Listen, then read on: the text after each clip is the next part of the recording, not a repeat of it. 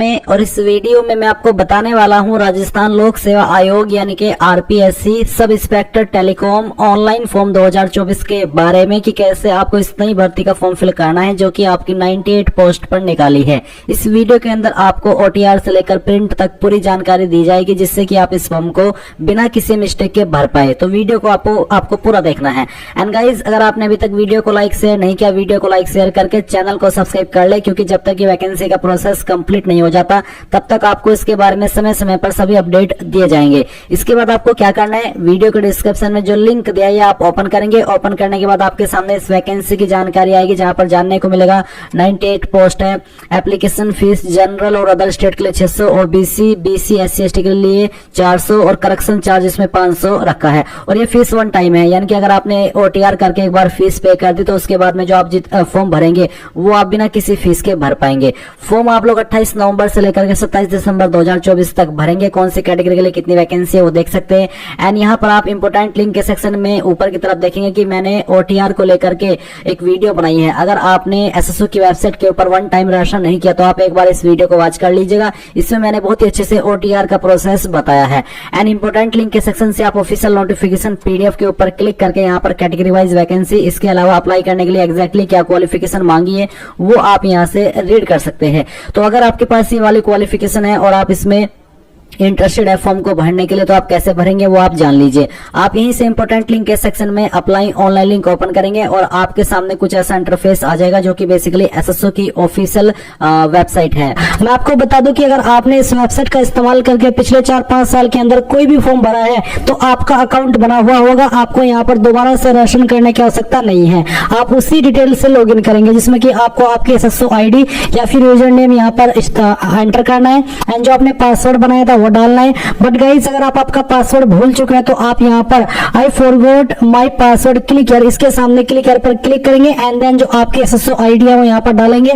जो mobile number या फिर ईमेल आईडी आपने रजिस्टर की थी वो डालेंगे। एक कैप्चा कोड फिल करेंगे एंड देन सबमिट के ऊपर आप जैसे ही क्लिक करेंगे तो आपको मैसेज के माध्यम से आपका जो पासवर्ड है वो सेंड कर दिया जाएगा। अगर आप आपकी एसएसओ आईडी भूले हैं तो आपको यहाँ पर उसको भी रिसेट करने का ऑप्शन दिया है। पर गाइज, अगर आप यहाँ पर पहली बार इस वेबसाइट का इस्तेमाल करके कोई फॉर्म भर रहे हैं तो आपको रजिस्ट्रेशन करना होगा। इसके लिए आप यहाँ पर रजिस्ट्रेशन के ऊपर क्लिक करेंगे। फिर आपको यहाँ पर सेलेक्ट करना है कि आप इनमें से किस माध्यम से लॉगिन होना चाहते हैं। तो यहाँ पर आपको जन आधार का भी ऑप्शन दिया है और गूगल का भी ऑप्शन है। तो आप यहाँ पर गूगल सेलेक्ट कर लीजिएगा। गूगल सेलेक्ट करने के बाद में आपको आपकी ईमेल आईडी का यहाँ पर इस्तेमाल करना है। कोई भी ईमेल आईडी आप यहाँ पर डालिए एंड देन नेक्स्ट के ऊपर क्लिक कीजिए। अब गाइस, यहाँ पर आपके सामने कुछ ऐसा इंटरफेस आएगा। जैसे ही आप अपनी ईमेल आईडी एंड उसका पासवर्ड डाल करके लॉगिन कर लेंगे, अब आपको यहाँ पर आपकी एसएसओ आईडी बना लेनी है। आप अपनी ईमेल आईडी के अकॉर्डिंग जो एसएसओ आईडी फैच की गई है अगर यही रखना चाहते तो ये भी रख सकते हैं। अगर आपको इसमें कोई बदलाव करना है तो वो भी आप कर सकते हैं। फिर आपको एक पासवर्ड बनाना है नया, और आपका एक पासवर्ड कैसा होगा वो आप देख लीजिए। पासवर्ड के अंदर इंग्लिश का कैपिटल लेटर कम से कम एक, स्मॉल लेटर कम से कम एक, ज्यादा कितने भी हो सकते हैं, स्पेशल कैरेक्टर और 7 डिजिट का आपको इस्तेमाल करना है। तो कुछ इस तरह का पासवर्ड बनाने के बाद में उसको दोबारा डालेंगे, वेरीफाई कर देंगे,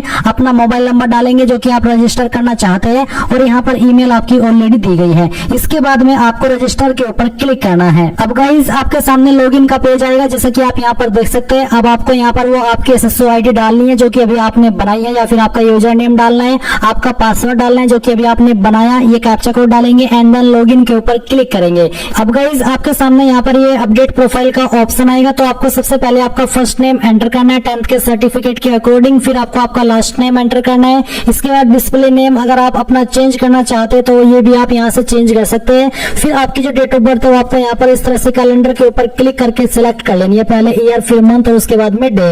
देन गाइस, यहाँ पर जेंडर आपको सिलेक्ट करना है। अगर आप यहाँ पर नंबर ऐड करना चाहते हैं, आपने नहीं किया तो आप यहाँ पर इसके सेक्शन के ऊपर क्लिक करके अपना नंबर डालेंगे। सेंड ओटीपी पर क्लिक करेंगे तो ओटीपी जाएगा, वो ओटीपी यहाँ पर डाल करके वेरीफाई करना है। ईमेल आईडी भी आप यहाँ पर ऐड कर सकते हैं या फिर चेंज कर सकते हैं। इसके अलावा आपको यहाँ पर पोस्टल एड्रेस में जो आपका प्रेजेंट एड्रेस है वो फिल करना है और फिर जो आपका आपका पोस्टल कोड है वो भी आपको यहाँ पर डाल देना है। पोस्टल कोड यानी कि जो आपका पिन कोड लगता है वो पिन कोड आप यहाँ पर लिखेंगे।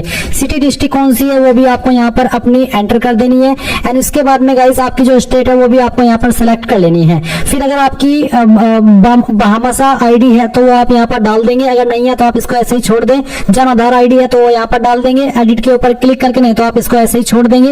एंड उसके बाद में अगर आपका आधार आईडी है तो आप यहाँ पर डालेंगे, कोई ओल्ड एसएसओ आईडी है तो आप यहाँ पर दे देंगे। एंड उसके बाद में इन सभी जानकारी को चेक करते हुए आप अपडेट के ऊपर क्लिक करेंगे। प्रोफाइल की जानकारी अपडेट करने के बाद में गाइज आपको यहाँ पर लेफ्ट साइड में सिटीजन एप्स G2C इसके ऊपर क्लिक करना है। इसके ऊपर क्लिक करने के बाद आपके सामने ये सभी एप्स आ जाएंगे। आपको यहाँ पर रिक्रूटमेंट पोर्टल सर्च करना है, तो आप यहाँ पर REC लिख दीजिए और जो रिक्रूटमेंट पोर्टल का ऑप्शन है ये आपको टिक करना है। अब गाइज यहाँ पर आपको ऑनगोइंग रिक्रूटमेंट सेक्शन के अंदर sub inspector telecom competitive exam 2024 RPSC देखने को मिलेगा। आप अप्लाई नाउ पर क्लिक करेंगे। इसके ऊपर क्लिक करने के बाद यहाँ पर सब इंस्पेक्टर टेलीकॉम ये सिलेक्ट कर लेंगे। एंड देन यहाँ पर आपके सामने OTR की जानकारी आएगी। आपने OTR के अंदर जो जानकारी भरी है आप उसको चेक कर लीजिए। अगर आप अपडेट करना चाहते तो अपडेट के ऊपर क्लिक करके कर ले, नहीं तो यहाँ से प्रोसीड कर दे। अब आप जो ग्रे व्हाइट में देख रहे हैं ये वो इन्फॉर्मेशन है जो कि OTR के वक्त आप इसको चेंज कर सकते हैं, या फिर OTR की जानकारी को अपडेट करते समय ही वो जानकारी अपडेट हो पाएगी। और जो बिल्कुल व्हाइट में है ये जानकारी है जो कि आप यहाँ पर भर भी सकते हैं, जैसे कि आपका मदर्स नेम है, फिर यहाँ पर आपकी कैटेगरी कौन सी है वो आप सिलेक्ट कर लेंगे। अगर आप विकलांग है तो आपको विकलांगता की कैटेगरी सिलेक्ट करनी, नहीं तो आप नॉट एप्लीकेबल क्लिक करेंगे। अगर आप यहाँ पर विकलांग है तो आपकी जो डिसेबल्ड सब कैटेगरी है वो भी आपको बतानी होगी। इसके बाद में यहाँ पर आता है मैरिटल स्टेटस, तो जो भी आपका स्टेटस है वो आप बता दीजिए, डाइवोर्स्ड, मैरिड, अनमैरिड जो भी है वो आप यहाँ पर सिलेक्ट कीजिएगा। अगर आप अनमैरिड के अलावा अन्य कोई स्टेटस रखते हैं तो फिर आपको यहाँ पर जीवन साथी का नाम यानी कि आपके पिता का नाम या फिर आपका जो पति है उनका नाम आपको देना होगा। एंड यहाँ पर जीवित बालक की संख्या कितनी है 1/6/2002 से पहले व 1/6/2002 के बाद। फिर व्हाट्सएप मोबाइल नंबर आप यहाँ पर देंगे, आपकी आधार आईडी आप यहाँ पर डाल देंगे, पासपोर्ट है तो पासपोर्ट का नंबर देंगे, जन आधार आईडी है तो आप वो भी दे देंगे। इसके बाद फिर आएगा अप्लाइंग फॉर, क्या आप राजस्थान के अनुसूचित क्षेत्र से संबंधित है, अगर हाँ तो यस, नहीं तो आप नो करेंगे। एंड उसके बाद कोरेस्पोंडेंस एड्रेस यानी कि प्रेजेंट एड्रेस, तो आपका जो भी है वो आप यहाँ पर एड्रेस लाइन 1, 2 और 3 यानी कि अगर आपका एड्रेस लॉन्ग है तो थोड़ा थोड़ा पार्ट तीनों लाइन के अंदर डाल दीजिएगा, अगर शॉर्ट है तो आप फर्स्ट लाइन या 2 लाइन के अंदर भी भर सकते हैं। फिर आपकी होम स्टेट कौन सी है वो आप सिलेक्ट कर लेंगे। एंड देन आपकी डिस्ट्रिक्ट कौन सी है वो आप सिलेक्ट करेंगे। फिर आपके सिटी विलेज का नाम यहाँ पर लिखेंगे, पिन कोड क्या है वो आप डाल देंगे, फोन नंबर डाल देंगे, नजदीकी पुलिस स्टेशन कौन सा लगता है वो आप यहाँ पर लिख देंगे और फिर आप यहाँ पर नेक्स्ट के ऊपर क्लिक करेंगे। अब आपके सामने पर्सनल डिटेल का सेक्शन आ चुका है, तो यहाँ पर आपको नेशनलिटी बतानी है, फिर आपकी होम स्टेट, उसके बाद में होम डिस्ट्रिक्ट, फिर गाइज आपका होम ब्लॉक कौन सा है वो आप सिलेक्ट कर लेंगे, तहसील आपकी कौन सी है वो आप सिलेक्ट कर लेंगे, विलेज का नाम आपका क्या है वो आप यहाँ पर सिलेक्ट कर लेंगे। क्या आप इंडिया के अंदर किसी अन्य कंट्री से सेटल हुए हैं, अगर हाँ तो आप इस ऑप्शन में यस करेंगे, अगर नहीं तो आप नो कर देंगे। फिर स्पेशल कैटेगरी जैसे कि क्या आप भूतपूर्व सैनिक है, अगर आप है तो उसमें यस कर दे, नहीं तो नो ही रहने दे। उसके बाद क्या आप उत्कृष्ट खिलाड़ी है, क्या मौजूदा राज्य सरकारी विभाग सार्वजनिक उपक्रम कर्मचारी है, अगर हाँ तो यस, नहीं तो आप नो करेंगे। क्या आप एनसीसी कैडेट प्रशिक्षक है, अगर हाँ तो यस, नहीं तो आप नो करेंगे। क्या आप भूतपूर्व कैदी है, अगर हाँ तो यस, नहीं तो आप यहाँ पर भी नो कर देंगे। फिर यहाँ पर कुछ एडिशनल कैटेगरी दी गई है, अगर आपकी इनमें से कोई एडिशनल कैटेगरी है जैसे कि ministerial employ, non gazetted employ, तो आप उसको क्लिक कर दे, नहीं तो गाइज आप यहाँ पर नीचे नेक्स्ट के ऊपर क्लिक कर देंगे। अब आती है क्वालिफिकेशन की जानकारी, तो सबसे पहले इस ऑप्शन के ऊपर टिक करिएगा। अब मैंने यहाँ पर जानकारी भरी हुई है पहले से ही, आप आपकी जानकारी भरेंगे। जैसे कि यहाँ पर 10वीं आप सबसे पहले इन्फॉर्मेशन भरेंगे, तो सब्जेक्ट ग्रुप क्या है, इसमें आप नॉट एप्लीकेबल या फिर ऑल जनरल सब्जेक्ट लिख सकते हैं। फिर आपने किस बोर्ड से की है उस बोर्ड का नाम यहाँ पर लिख दीजिएगा। रोल नंबर क्या था वो आप यहाँ पर लिखेंगे। रिजल्ट का स्टेटस क्या था यानी कि ग्रेड में थे नंबर, CGPA या फिर परसेंटेज वो आप बताएंगे।